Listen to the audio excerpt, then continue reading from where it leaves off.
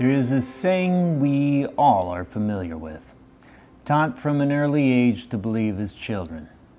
We are taught that sticks and stones may break my bones, but words will never hurt me. But that, of course, depends entirely on the one speaking those words. Sometimes words not only hurt, but can conjure up the things that nightmares are made of. Curses are words of doom that invoke a supernatural power to inflict punishment on those whom have been entangled in them, and who have been foolish enough to defy them. But what happens when that supernatural power is God Himself? Imagine the punishment that could ensue. I'm Nathan Collins, and this is the Mountain of Ebal. Upon entry into the Promised Land, the Israelites had been instructed by Moses before his death that they would come to a specific location, the twin sister mountains of Ebal and Gerizim. Here they would conduct a ceremonial ritual to memorialize Israel's entrance into the land. And this ritual would seal the new kingdom's covenant with Yahweh, their God. This ritual has them first build an altar of specifically uncut stones. This was not usually the norm of the kingdoms around them, who usually used carefully cut stones for their cultic worship. However, it was part of the instructions given by God to the new Israelite kingdom, and so it was followed. And on the day you cross over the Jordan to the land that Yahweh your God is giving you, you shall set up large stones and plaster them with plaster, and you shall write on them all the words of this law. This action was something that is known from other ancient Near Eastern sites like Sukkot and Kuntelet Ajrud. Plaster was used to improve the writing quality on stone. The stones would be whitewashed with lime and plaster, and then with black ink or red ochre, they would write the commands on the stone monument. However, these memorial stones at the site of Mount Ebal have not been retrieved to this day. This was to symbolize the permanence of Yahweh's laws for His kingdom. That's why they were written on stone. Next was the ceremonial peace and burnt offerings to Yahweh, as recorded in Joshua chapter 8. Just as Moses, the servant of Yahweh, had commanded the people of Israel, as it is written in the book of the law of Moses, an altar of uncut stones, upon which no man has wielded an iron tool. And they offered on it burnt offerings to Yahweh, and sacrificed peace offerings.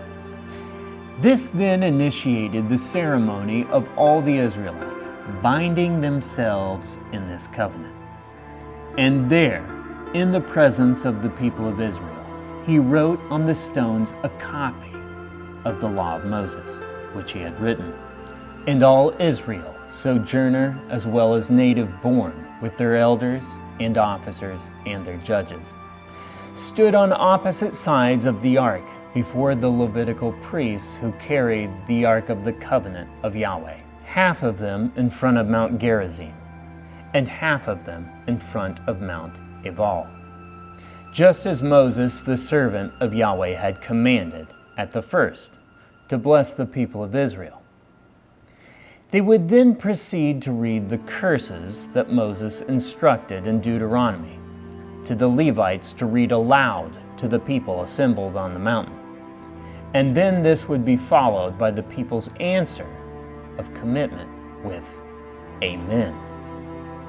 Here is one example from the list in Deuteronomy chapter 27.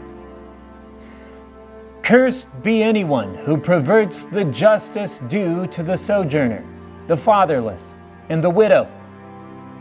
And all the people shall say, Amen. After finishing the list, The consequences of breaking the covenant with Yahweh was then read to the people. Once this oration and ceremony was ended, the curse was now binding and sealed upon the Israelite people. If they should break the covenant, the full force of the curse's consequences would come upon them. Here is a picture of what some of those consequences would entail. But if you will not obey the voice of Yahweh your God, or be careful to do all his commandments and his statutes that I command you today, then you shall be a whore to all the kingdoms of the earth.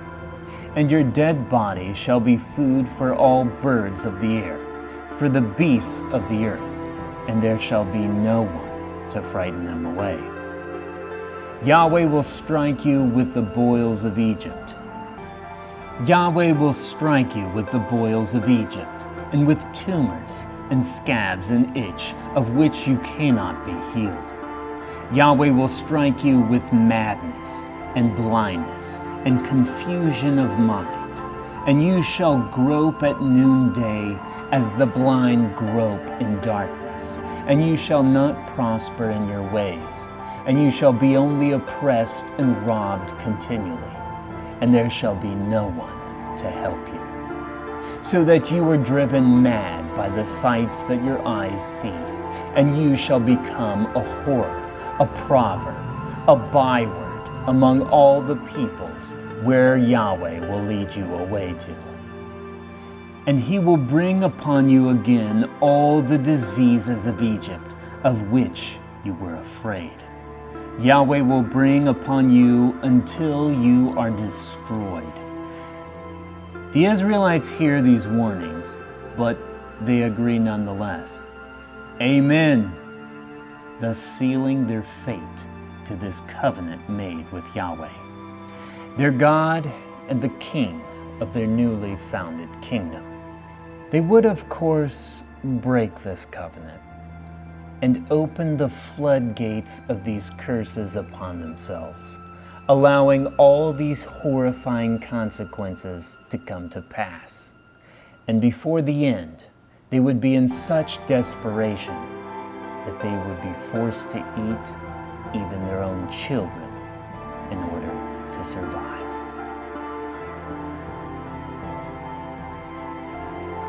Mount Ebal is a place of choice and consequences, and the choice that would later be made and the actions taken would be shown to lead to a future that would bring about great darkness for the kingdom of Israel, a darkness that would sadly come to be an all too real future. It was up to each generation to take heed to these words of wisdom that the prosperous but yet corrupted generations would foolishly not heed.